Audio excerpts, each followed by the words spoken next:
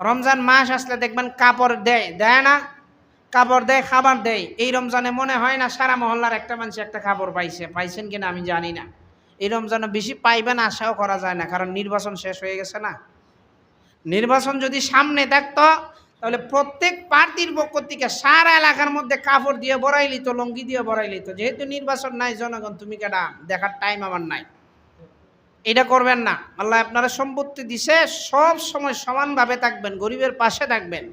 আরে যেই মানুষটা আপনার 5টা টাকা পায়া বাচ্চাদের মুখে হাসি ফুটাইল, ওই মানুষটা যখন মনে মনে খুশি হইবে, আপনি 1000 টাকা দিয়া বড় আয়োজন করে খাওয়াইলো, এই খুশিটা পাবেন না।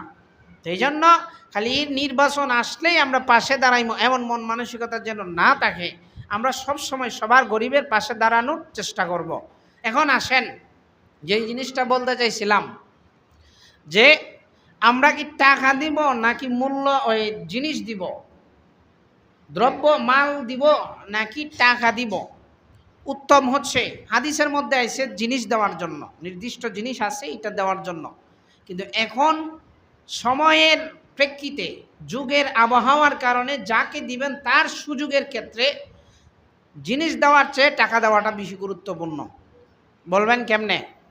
ধরেন জাকাতের ক্ষেত্রে বলা হইল আপনি 5 কেজি তারে আটা দিবেন, 5 কেজি গম দিবেন, উদাহরণস্বরূপ বললাম।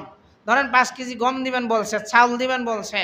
এখন সবাই ধরেন একজন লোক, এখন কেউ দেখাইলে আবার রাগ করবো, আমি ধরেন আমি গরিব, আমার জাকাত খাওয়ার অধিকার আছে। এখন আপনি আমারে দিলেন কি 5 কেজি গম দিলেন, আরেক বছরে আমারে 5 কেজি গম দিল।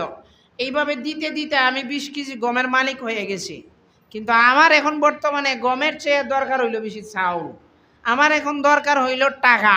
আমি গম বিক্রি কইরা তারপরে আবার আমার বাচ্চাদের জন্য পোশাক কিনতে হবে।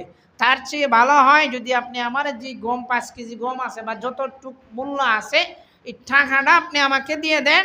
এই টাকা দিয়ে আমার যা মন চায়, আমার পরিবারের যা কিছু দরকার তাই আমি কিনতে পারবো।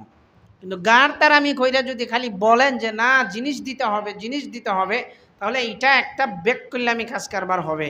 কারণ এই যে করোনার সময় ত্রাণ দেওয়া হয়েছে না, আর এমনও ঘটনা দেখছি বেচারা এখন আমার ঘরে মুড়ির বস্তা 4-5টা ভরে রয়েছে, কিন্তু ঘরের মধ্যে চাউল নাই। আমার ঘরের মধ্যে গম দিতে দিতে শেষ, কিন্তু ঘরের মধ্যে তরকারি নাই।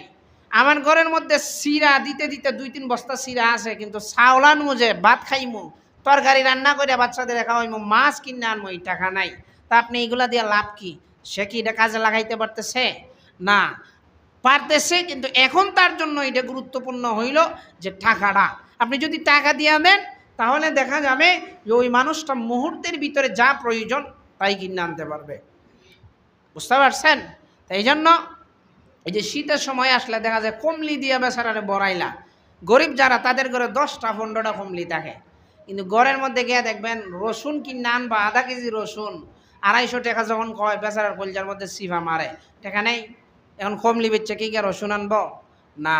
আপনি তার টাকা দিয়ে দিবেন, তার জন্য যেই পোশাকটা দরকার এই টাকা দিয়ে তার যেই জিনিসটা দরকার। অথবা এইটা করতে পারেন, যদি দেখেন টাকা দিয়ে খাসলত আছে, অনেক মানুষের খাসলত খারাপ না, জোয়া খেলবো, ওই হারাম কাজের মধ্যে লিপ্ত থাকবো, যারে দিছেন তার কাছে এই জিনিসটা পৌঁছাইতো না, তাহলে আপনি দেখবেন যেই ব্যক্তি যারে দিতেছেন তারে জিজ্ঞেস করবেন এখন তোমার কোন জিনিসটা প্রয়োজন। যেই জিনিসটা প্রয়োজন আপনি আপনি যত টাকা দিবেন অত টাকা দিয়ে ওই জিনিসটা কিনে দিলাইবেন, তার প্রয়োজন পুরো হয়ে যাব। আর যদি এখন গাড়তারামি করে বারবার বলেন যে না জিনিস দিতে হইব, জিনিস দিতে হইব, তাহলে এই লোকের নিয়ে কোনো লাভ হইতেছে না। তো এই জন্য যার যে প্রয়োজনটা এই জিনিসটা পূরণ করবেন।